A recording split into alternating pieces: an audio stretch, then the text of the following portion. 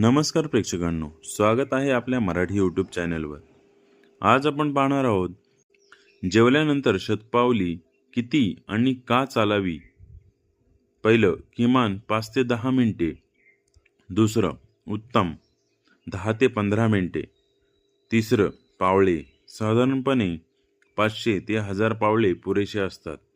शतपावली का चालावे? पहिलं, अन्न पचायला मदत होते। दुसरं, पोट फुगणे, गॅस आणि जडपणा कमी होऊ शकतो। तिसरं, रक्तातील साखर झपाट्याने वाढण्याचा वेग कमी होऊ शकतो। चौथं, शरीर ताजेतवाने वाटते।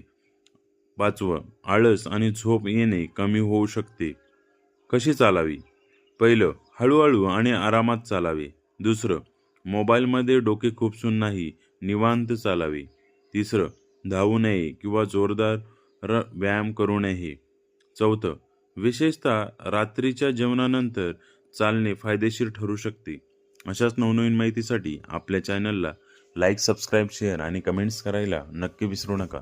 धन्यवाद।